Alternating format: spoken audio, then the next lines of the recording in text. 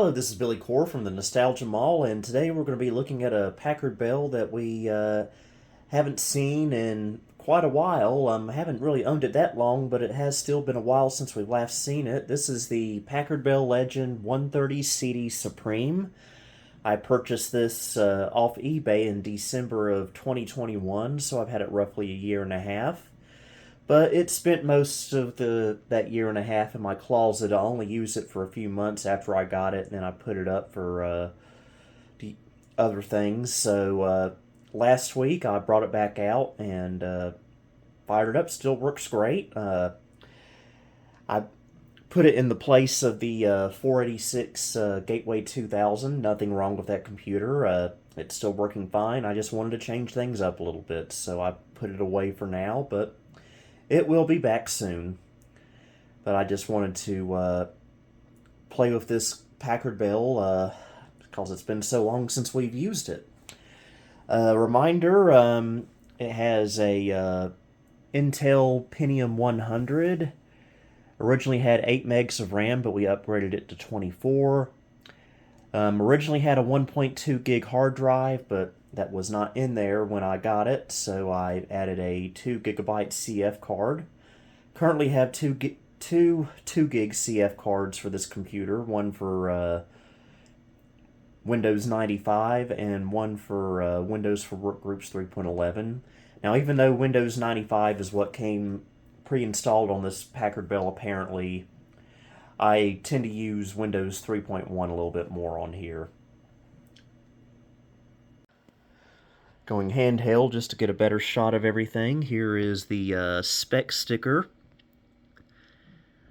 Always love it when these Packard Bells still have the spec sticker on them. And aside from a few plastic nicks, namely this big one right here on the front panel, it's in really good shape. There's no yellowing except for the CD-ROM drive, which is the original drive that came with the system. And one of the reasons I like this computer so much is because it reminds me a lot of the Packard Bell Legend 402 CD that I had for many, many years that I had to sell in order to get the corner Packard Bell. So having this is kind of like having the 402 CD back. It's essentially the same computer motherboard-wise and case-wise, so yeah, I'm very glad to have this computer. And, of course, this having the Supreme name at the end means that this was originally sold at Sears. Now, what Sears this came from, I do not know. But, again, whenever you see Supreme at the end of a Packard Bell model number, that means it came from Sears. Another plastic issue I have is this accent trim is a bit loose. I think some of the plastic clips broke off of it. Now, Packard Bell did make multicolor accent panels you could get for these computers. And unfortunately, I've never owned any. I'd love to someday. They had like a green one, a red one, a blue one. And they had them for the 3x3 case like this one, the 4x4 case, and the mini tower. And technically, I guess you could 3D print them now. So that would be interesting to do. Of course, I don't have a 3D printer. Don't know how to use one either. And here's the monitor I'm using with it, standard 14-inch Packard Bell monitor. This monitor originally came with the Legend 1540 Supreme, but I felt the 1540 Supreme deserved this digital monitor instead. So that's what we're using here, and I've got a Packard Bell keyboard. This is actually the original keyboard that came with the 402 CD, and a Packard Bell mouse, and a Gravis Gamepad Pro. Alright, let's go ahead and fire it up.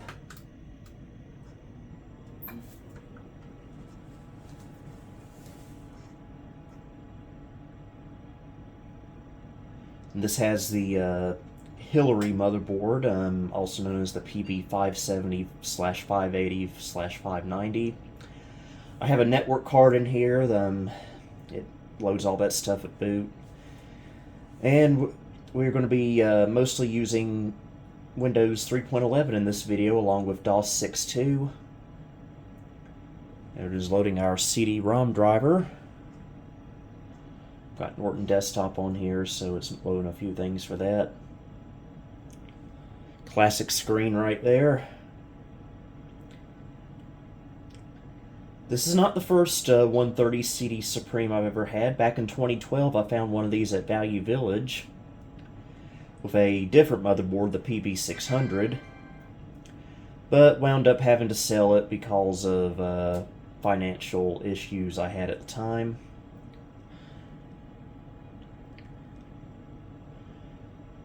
And here we are booted into Windows. Alright, let's take a tour of my installation here. This is the same installation I put on here when we first got this computer a year and a half ago. Of course, I got After Dark on here, along with the Looney Tunes module that I actually had as a kid growing up. Let's see if we can show off a screensaver here. Oh, this is one of my favorites. Bad Dog.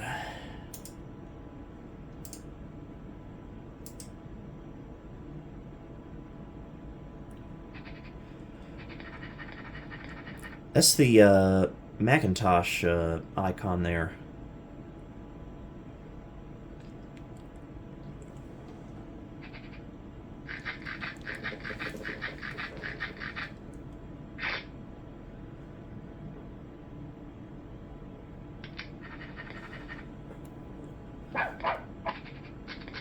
Boy, that is a bad dog.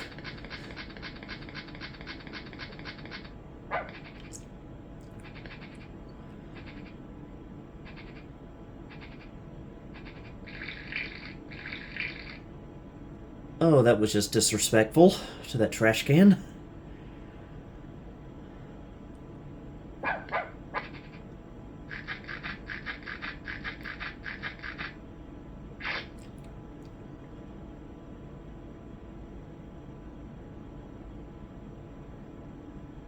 Turn the whole computer up. Yep, that's my dog.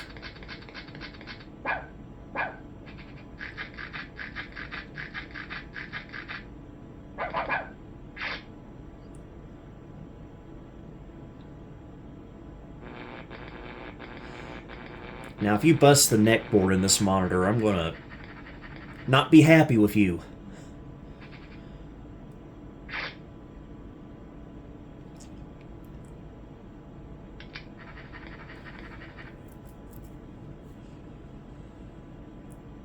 As a dog owner myself, I am very aware of shedding.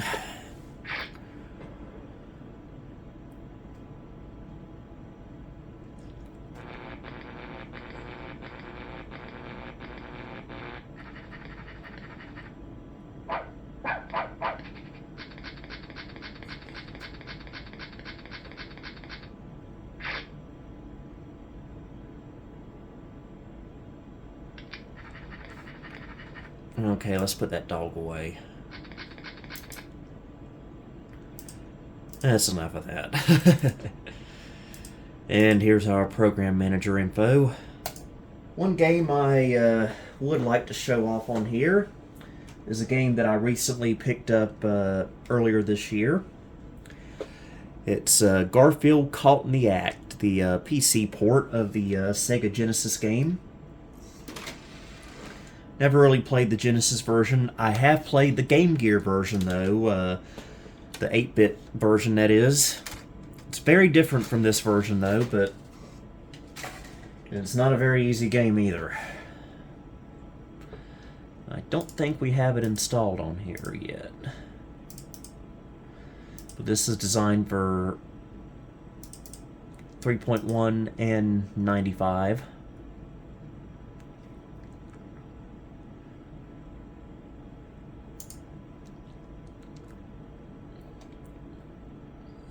By the way, this is a quad-speed CD-ROM drive.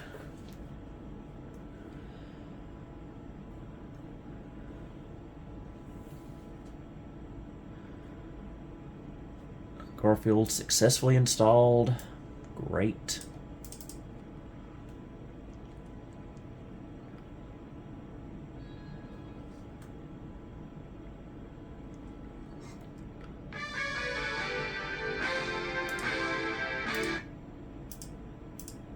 Okay, we'll use the gamepad, assuming it works.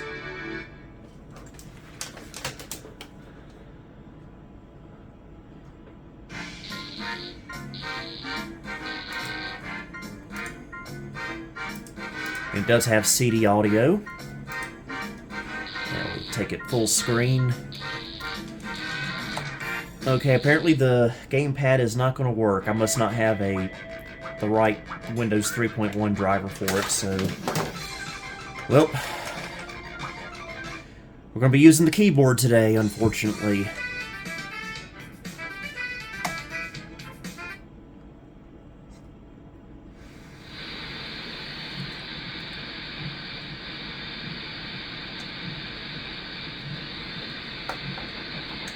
Yep, keyboard it is.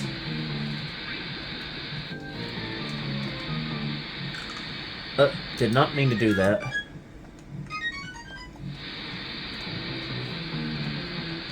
I can't remember what the controls are. Let's see, okay, A is jump.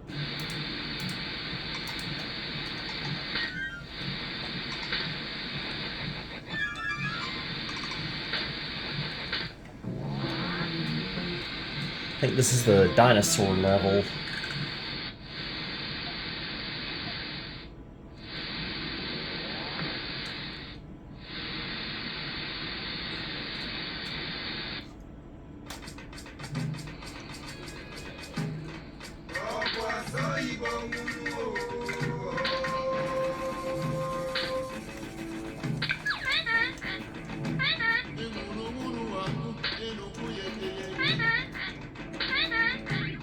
Oh.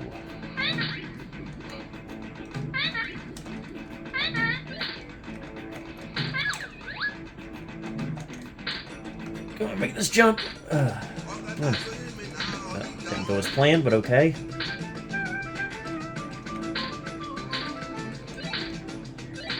Even on the 8-bit Game Gear port, I have never made it past the first level of this game. And I've had that Game Gear port since 1997, I'm embarrassed to say.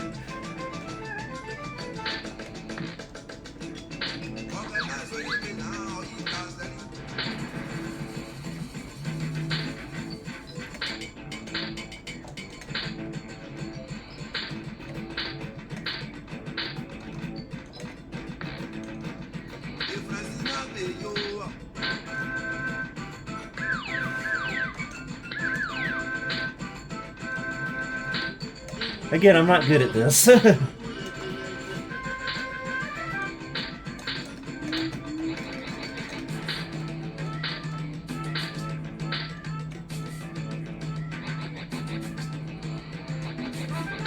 There we go.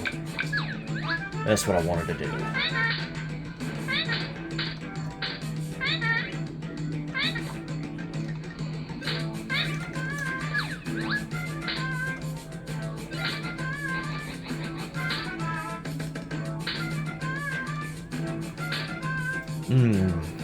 Can't remember if underwater can kill you in this.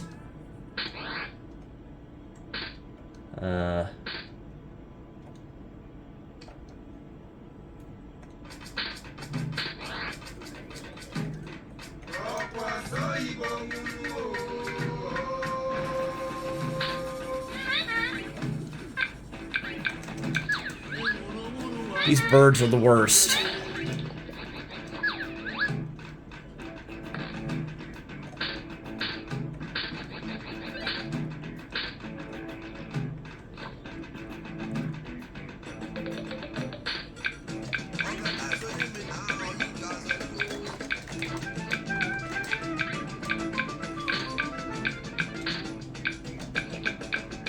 Oh, invincibility, apparently. Coffee gives you that.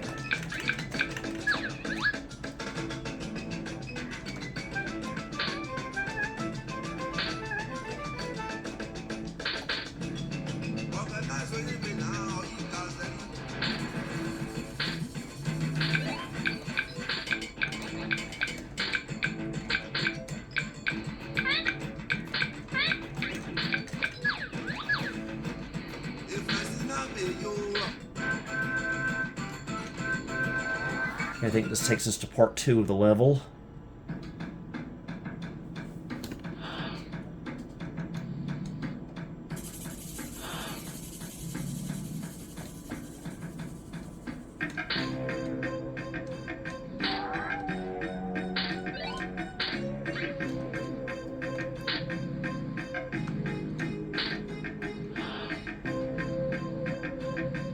I don't know if we're supposed to be doing this or not.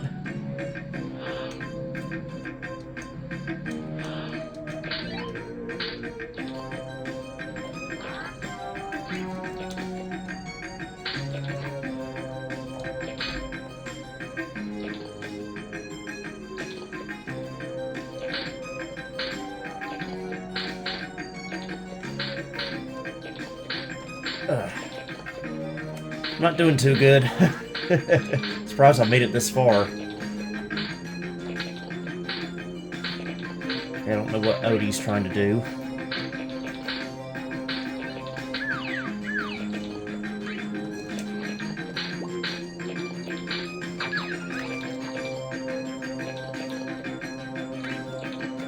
Okay, that can kill you, apparently. Up. And we are dead, indeed. Okay, one more thing I want to show off is, in Windows that is the Microsoft CD sampler from, I believe, September of 1995. So this is post-Windows 95, but actually runs great on 3.1.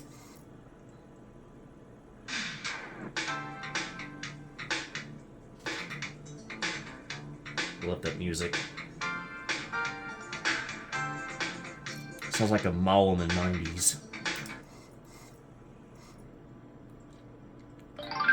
Welcome to Microsoft Home.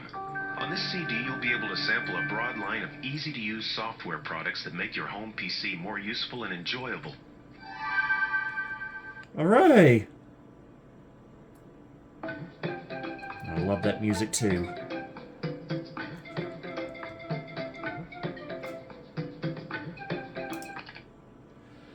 Oh, and here's stuff new for Windows 95 that we can't run on this computer because we're running with 3.1. Well, some of it will run on 3.1. Got that for Easter in 1996.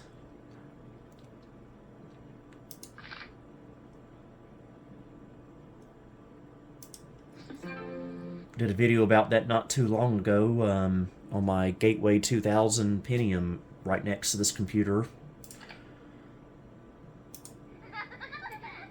I'd show off some of the Magic School Bus stuff, but that'll get me copyright striked. Thank you, Scholastics.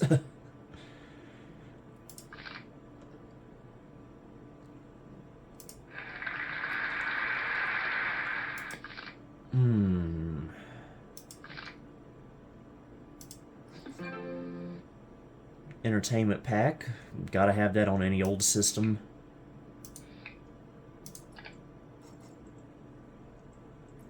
We'll see what the demo is. The best Microsoft Entertainment Pack is a box full of fun that will challenge your mind and reflexes. A captivating collection of the most popular Microsoft games for Windows. 13 of the greatest games. There's Free Sale, Chips Challenge, and Pipe Dream. There's really not much of this demo.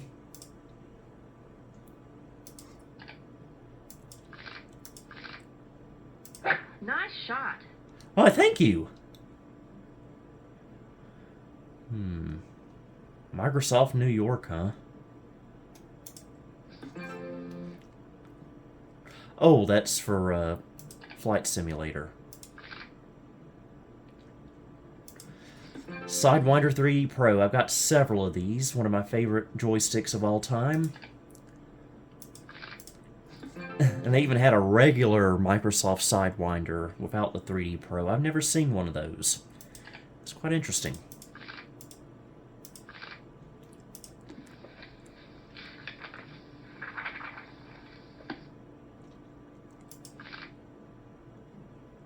Which got your Encarta 96.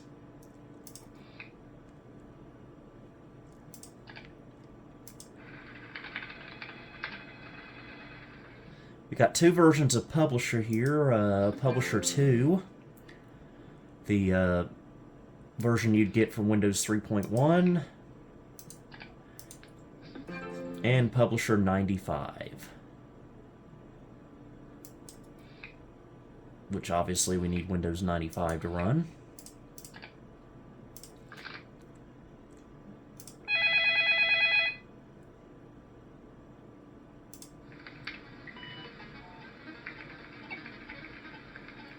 Oh yeah, the Microsoft Home Mouse. I think I had one of these at one point. I think I did a video about it.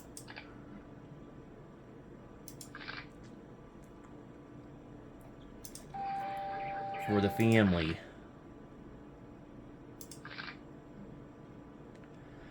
And that's Microsoft Home CD Sampler. And now we will drop down to DOS. And I'm going to show off something a little bit different that we usually don't play in DOS. In fact, I've never played this game before. But I did test it to run on this computer, and it did. It's awkward typing from over here.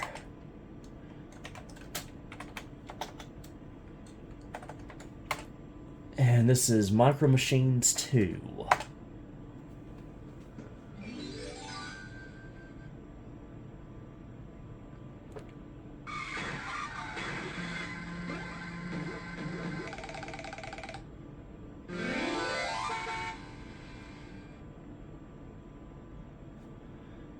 And it doesn't like us using extended memory, but oh well. And we'll do a one-player game. Change it to the gamepad. Do a challenge. Who do I want to be? We'll be Phil Hartman. Okay, he's actually Jeremy.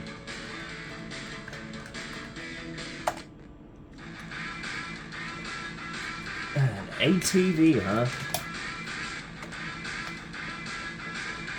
I don't know what the controls are, so we'll probably lose this.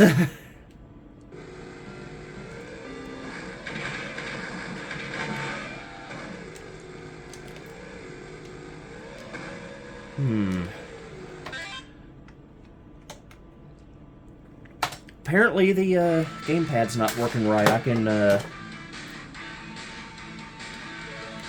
move it. I can go forward, but I can't turn. So, once again, we're stuck with the lowly keyboard. Okay, apparently we're Snake now.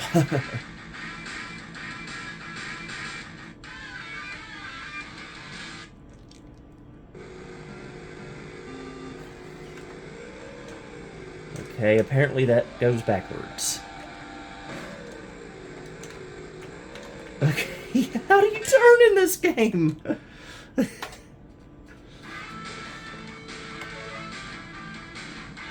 Oh, it's O and P.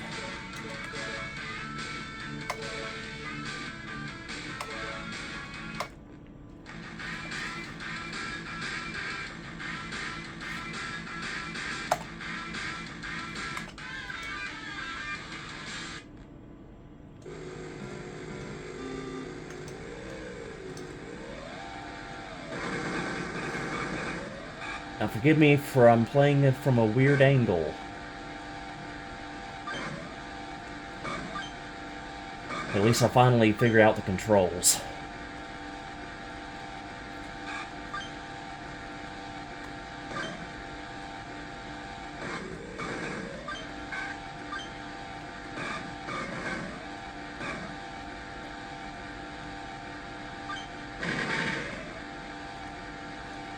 You know, they should have made a Power Wheels Jeep simulator back in the 90s.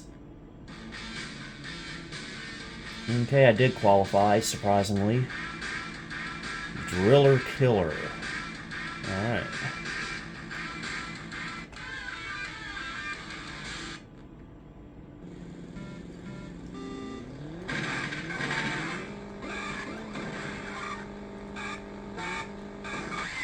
Oh, good grief.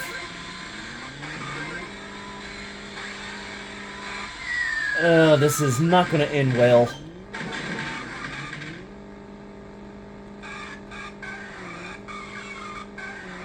You know, I think I remember playing this game now, because I remember this level and never getting past it.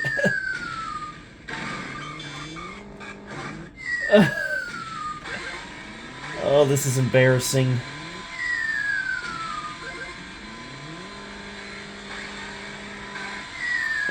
We're not going to qualify.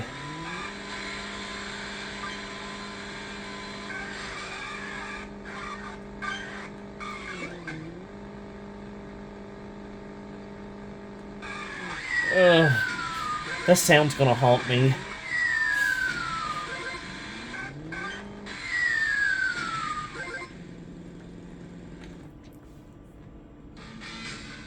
Failed to qualify. In other words, I think that means game over.